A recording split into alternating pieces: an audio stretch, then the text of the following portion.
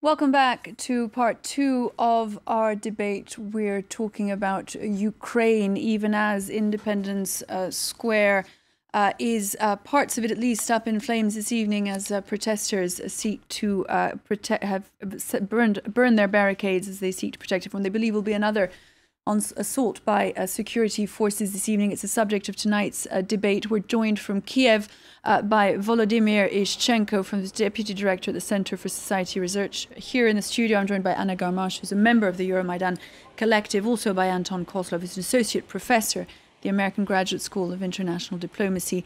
Here as well is Thornike, who was the Minister for European Affairs in Georgia, is now co-editor of the journal Caucasus International and a researcher at Sciences Politiques University.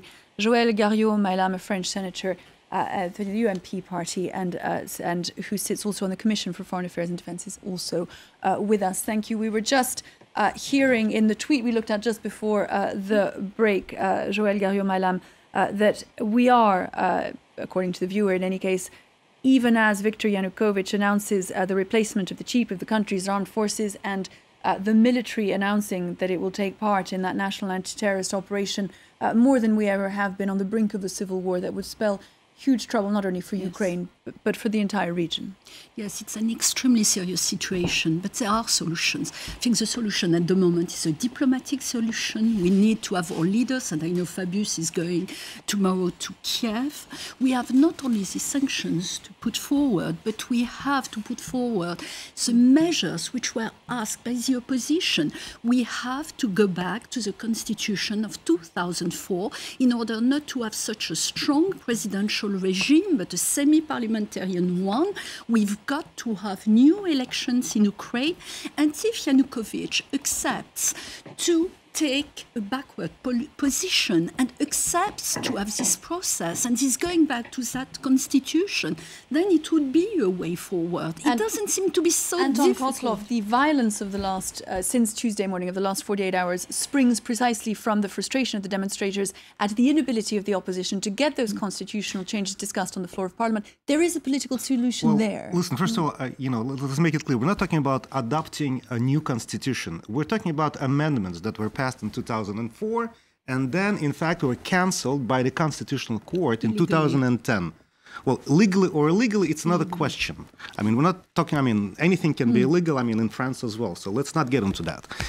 What we're talking about, certainly, I think that there ought to be a referendum that would include everybody, the entire population of Ukraine. As well, I think that if leaders of the opposition wanted to make an important statement, they would call for a general strike. That's a very potent and well-tried weapon to make your political demands heard. At this point, we haven't heard anything about that. I think Klitschko at one point tried to make something similar, but nothing really happened out of that. So I think it is very important to see exactly what are the demands and who are backing those demands? Because at this point, it's all very vague. We're talking about the people of Ukraine demanding democracy, integration with the EU. It's very, very cloudy. It's like, early morning TV show. On the question of the opposition, there had been this distrust between the protesters and the opposition figures that are leading those calls for the constitutional changes. First of all, Anna GARMASH, is that still the case today? That is still the case, obviously. However, we do work together. We must keep this in mind. Nobody forgets that, obviously. However, Euro-Maidan has been trying to sort of unite in a way that they can demand things from the opposition. Obviously, it's clear that in the next presidential election, one of the opposition leaders is going to win. The point of Euro-Maidan is that this leader must also listen to those people, to those protesters. Yes, when we are talking about people of Ukraine, of course, the people is something, a blurred concept, but the best way to understand and to know what people think is to organize snap elections. And you will see then what Ukrainian people wants and what Ukrainian people is looking for. And I was just, we were talking about this very tough answer that comes from the government. Anti-terrorist operation is something really worrying and scaring, because this is something that was experienced. This is exactly the same terminology that was used in Russia against Islamic militants in North Caucasus. And this is something that when it started, it eliminated first the most moderate part of the resistance in the North Caucasus, leaving the most radical people alive. So this is something that will have, I'm not comparing these two regions, but anti-terrorist operation means more violence, and that means even more violence from the side of the opposition. So it's something very, very dangerous that should be avoided 100%. What do you understand, Volodymyr ISHCHENKO, by the anti-terrorist operation announced this evening in which the military is to take part? That's an attempt for the final crash of the protest. It's quite obvious, but I would like to go back to the very important issues of the demands of the Maidan protesters, because one of their major weaknesses was the lack of social economic demands.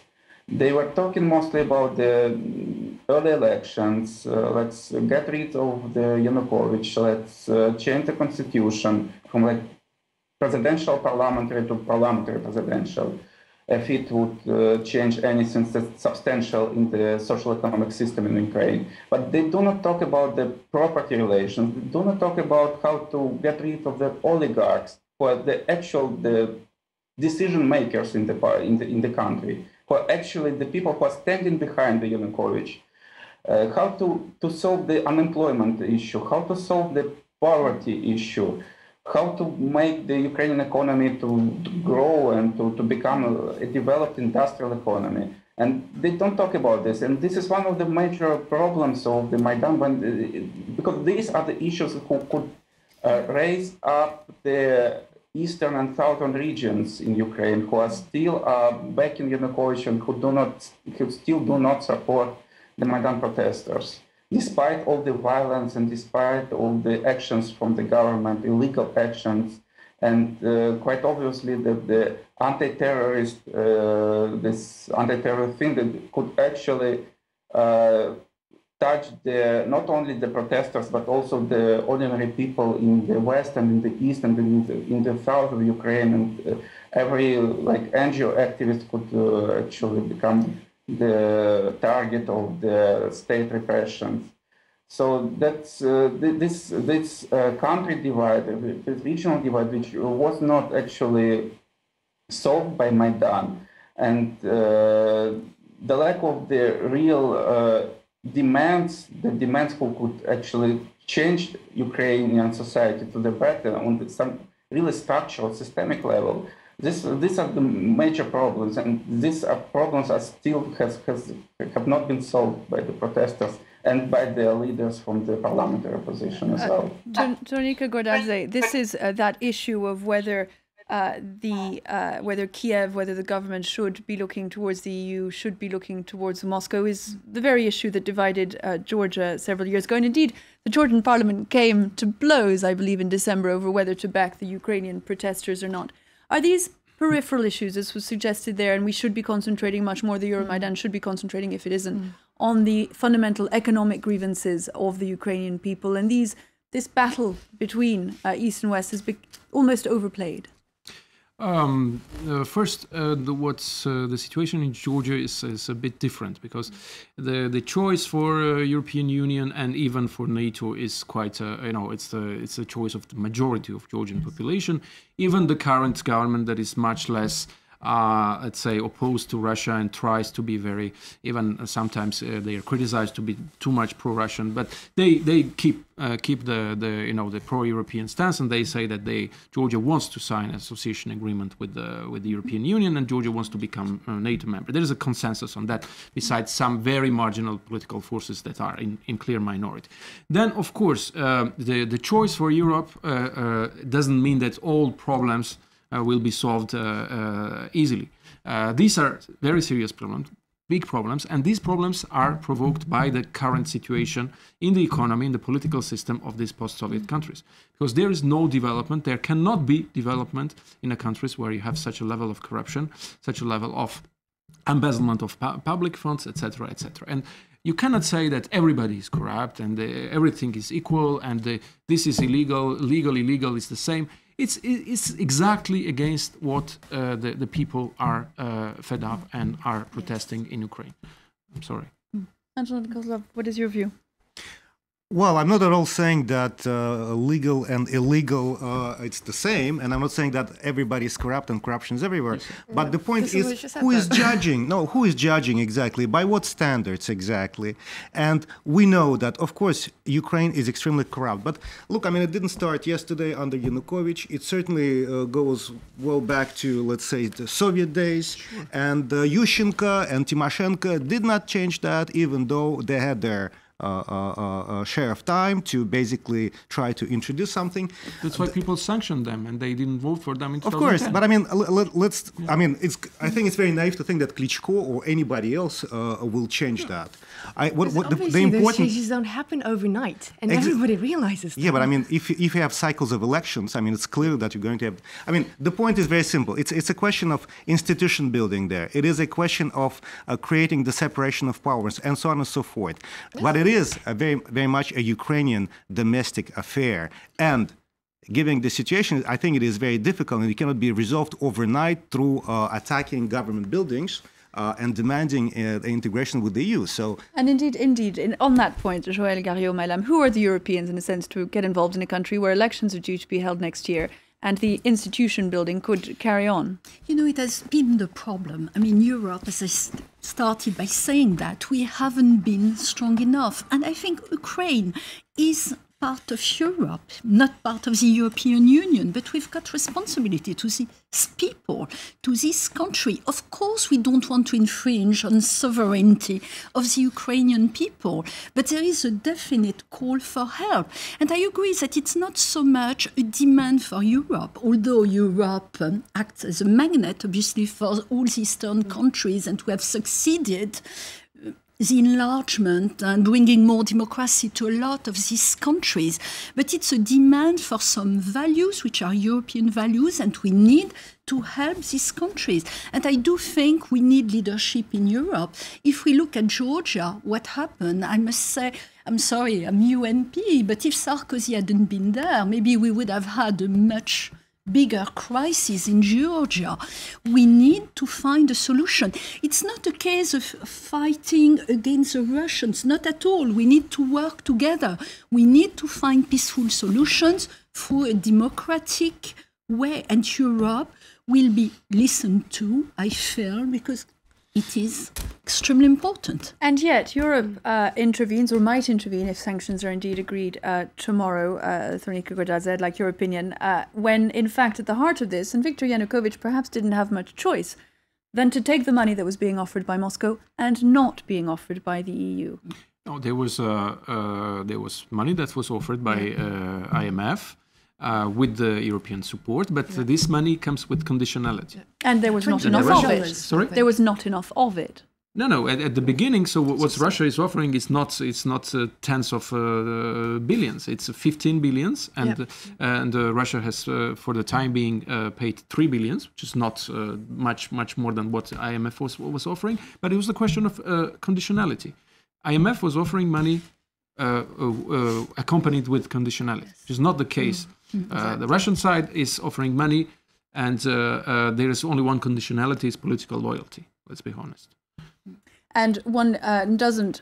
It is behind the scenes, of course, that it is believed that, of course, it was Moscow, Volodymyr ISHCHENKO, who brought influence to bear on Viktor Yanukovych's decision not to sign the EU agreement. Is it the case, in your view, that Moscow is simply reluctant to give up its sphere of influence and will have put intense pressure on the Ukrainian government? The Ukrainian president, sort of pressure the Ukrainian president simply couldn't refuse at the time, back in November. No, I'm not sure that the Moscow was the primary factor for that decision, because that association agreement was actually quite a tricky one for Ukrainian economy. Many industries could actually become under danger after signing this agreement and become just not competitive enough in the free trade zone with the much more developed European economy. Also, the requirements of the IMF credit that were coming in one package with the free trade zone agreement, they were also making they were actually the kind of austerity measures that are pushing the thousands of European citizens to protest against their governments in Greece in the first instance, or in Spain. So I'm not saying that the Yanukovych was actually thinking about their own people in Ukraine in November, but some of the actually the richest people in Ukraine, the oligarchs who are backing Yanukovych,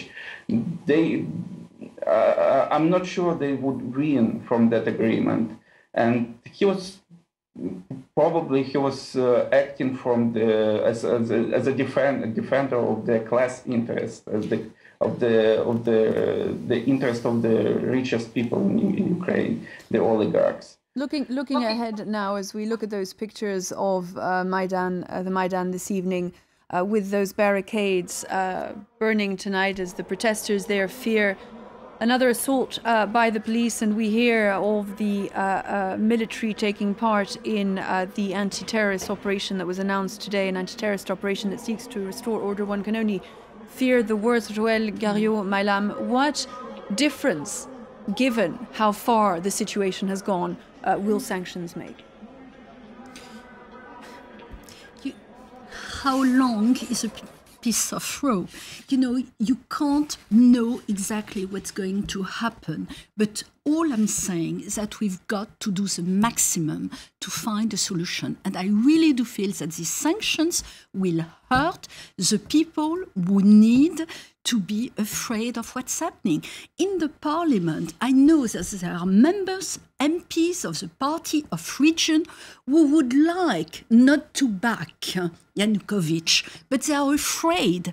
If there is a strong message from the European Union saying that now they will be targeted, they and their families, that we've got the name, that we can follow them all over the social networks, on internet, and tell the constituents where they are, what they are doing every day, every night. I'm sure that will make a change, because they will start thinking.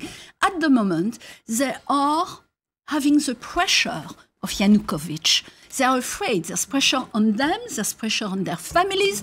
They know some MPs and have been, you know, in prison. I'm trying to help one of them who is asking for political asylum right now in France. They're afraid. If they know that they can't count on a strong Europe, and that Europe won't deter and will take these measures, that yes, I hope it will make a difference, but we've got to act quickly. To both of you, how much of a difference will it make? It's a matter of, these oligarchs and these people among the supporters of the Party of Regions, they're rational people at the end of the day. If their sympathies are not with the European Union, their assets and their money is in Western banks. So they will think twice before if the sanctions are real. And GARMASH, to those in the Maidan tonight, what difference will that signal make? Well, I agree completely with my two colleagues who said that, yes, there are many people. Well, the rule of Yanukovych is the rule of terror. It's the rule of, he's just scaring people into doing things right now.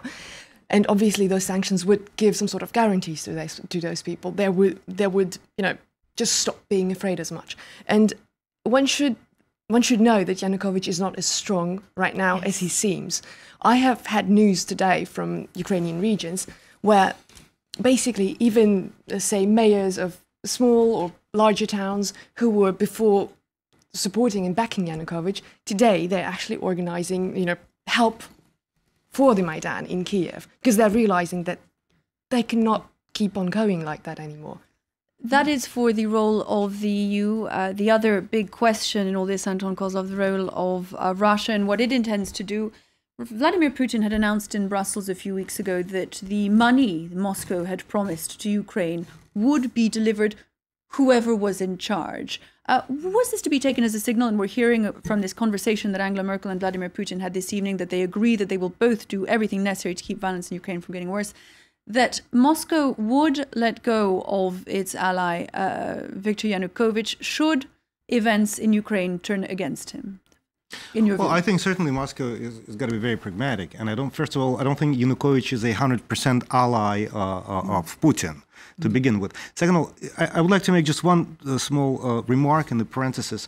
Not all the Ukrainian oligarchs are backing Yanukovych. It is quite clear. And in fact, there is a struggle between those from the east, those from the west, the so-called family of Yanukovych. So I think it's a very complex issue. It's not like, the bad oligarchs Yanukovych against the good Ukrainian people. So it's much more complicated than that. Second of all, of course, Russia will try to defend whatever interests, and there are great economic, geopolitical and strategic interests in the region. And clearly, not only it's the interest of Russia, we also have the EU, and Germany in particular, the United States, and also China. So let's see. I mean, it is something that, of course, Moscow will try to do, and it's been doing quite a lot.